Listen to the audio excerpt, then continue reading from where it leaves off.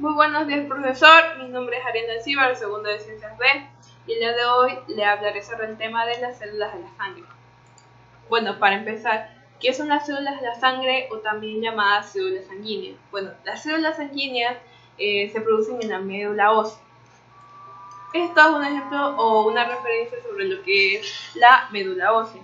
Bueno, la médula ósea es un material esponjoso que se encuentra ubicado en el centro de los huesos y es de aquí donde se producen todos los tipos de células sanguíneas. También dentro de la médula ósea, ¿no? Todas las células sanguíneas, o sea, glóbulos sanguíneos, se originan a partir de un mismo tipo de célula que no es especializada, denominada célula madre o célula progenitora. Y cuando esta célula se divide, inicialmente da origen a lo que es los glóbulos rojos, glóbulos blancos y a las células que son productoras de las plaquetas. Cuando estas se dividen, continúan madurándose y en este estado continúan todavía como inmaduras. Cuando estas células sanguíneas están justamente en este estado inmaduro, se los denomina como blastos.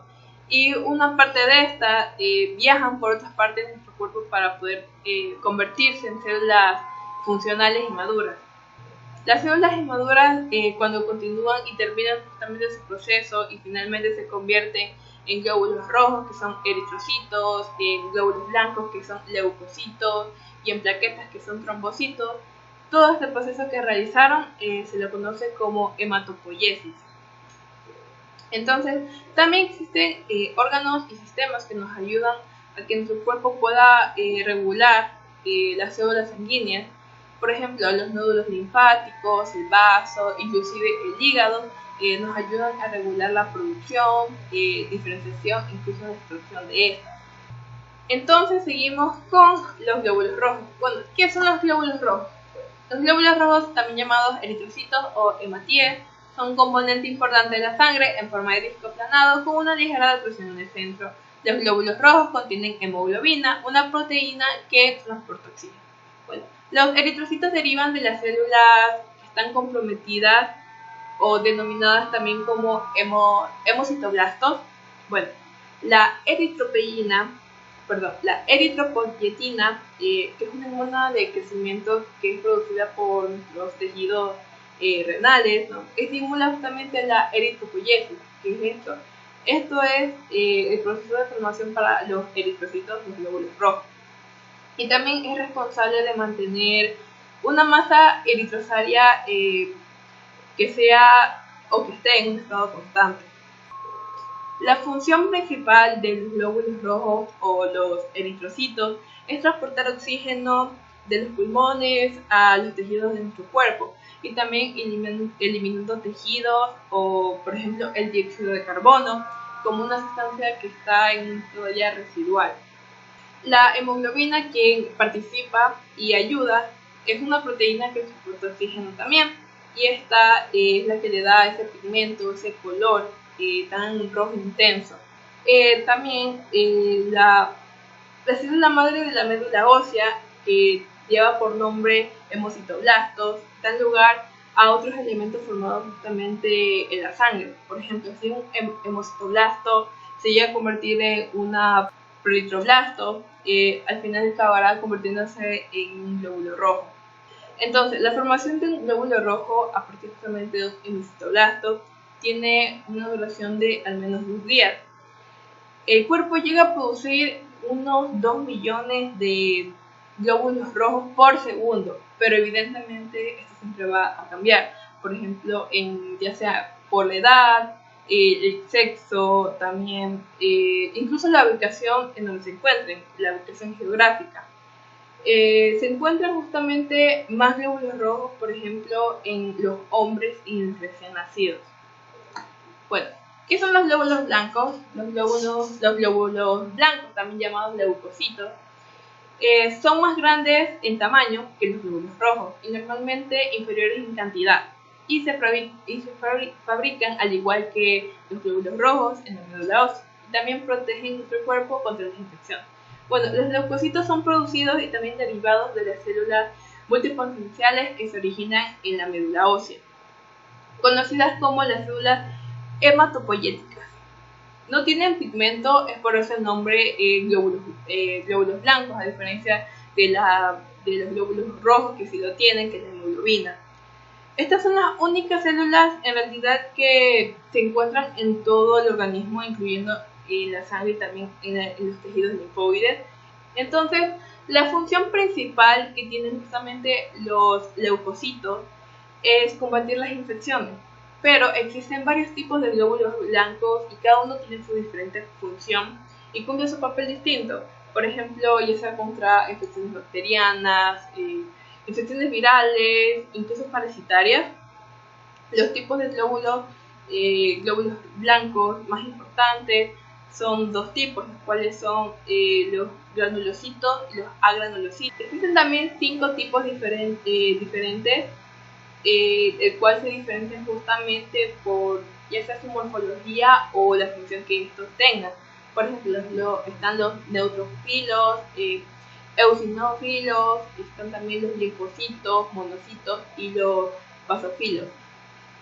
Los glóbulos blancos también ayudan a curar las heridas, también ingieren materias como células muertas, restos de tejido o glóbulos rojos que ya estén viejitos.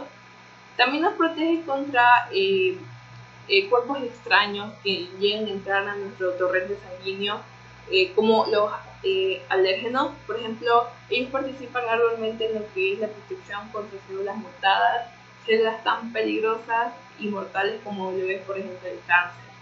Finalmente están las plaquetas, también conocidas como trombocitos. Son minúsculos fragmentos de célula que son esenciales para asegurar una coagulación normal de la sangre. Las plaquetas se forman a partir de células muy grandes llamadas megacariocitos en la médula ósea y se liberan hacia la circulación. Bueno, como dije, las plaquetas no son células, son fragmentos ¿de cuál? De las megacariocitos, de aquí de vida. Y su función primaria, o también, los trombocitos, ¿no? Justamente es la coagulación de la sangre. Al ser pequeños en tamaño, estos se agrupan justamente para formar como una capa por donde ellos ayudan justamente a coagular y evitar justamente, por ejemplo, una hemorragia o un desangrado. Cuando ocurre una herida, ellos intervienen. Las plaquetas tienen una vida media entre 8 a 11 días y las plaquetas desempeñan también un papel muy fundamental en lo que es la hemostasia. Esto es factores de crecimiento.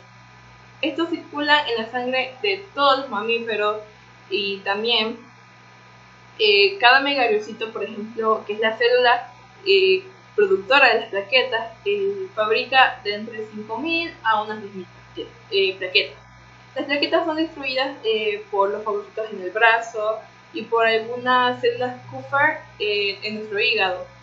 Pero también hay una reserva de plaquetas que es almacenada justamente en nuestro vaso y estas son liberadas justamente cuando se necesite, cuando hay una herida, se necesite la coagulación de esta. Pero ahora, justamente haciendo todo énfasis en lo que vimos de que cada una de estas células sanguíneas tiene su debida función, pues ¿qué pasa cuando hay más o hay menos? Cuando se hace un recuento y quizás una persona sufra de más cantidad o menos cantidad. Bueno, este es en el caso de las plaquetas. En el caso de que de las plaquetas, si tenemos un número demasiado bajo de plaquetas, esto es muy peligroso ya que puede conducir a una hemorragia o un desangrado. Como dije, las plaquetas son las principales quienes actúan en el proceso de la coagulación de la sangre y esto ayuda justamente a evitar hemorragias, pero al no estarlo, justamente provoca esto, que no se pueda sanar una herida tan rápido y esto puede incluso ser mortal.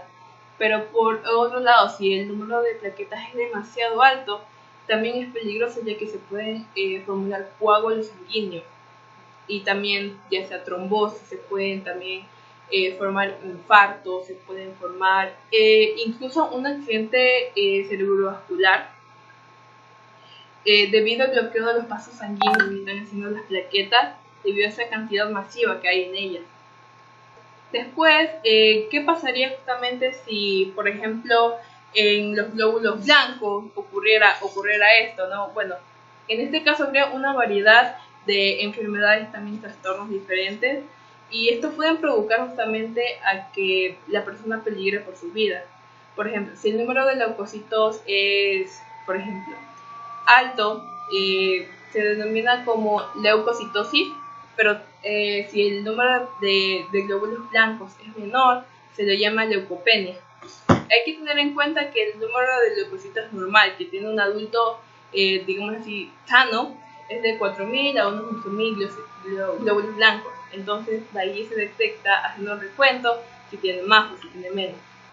Bueno, y en el caso de los glóbulos rojos, ¿qué pasaría? Bueno, evidentemente seguiríamos peligrando nuestra salud porque al tener un número, por ejemplo, alto de glóbulos rojos, estamos propensos a tener deshidratación, ya sea por vómito, diarrea, incluso por falta justamente de líquidos en nuestro cuerpo. Nos puede producir enfermedades del corazón, incluso una enfermedad también a la médula ósea que acusa esta sobreproducción excesiva de glóbulos rojos.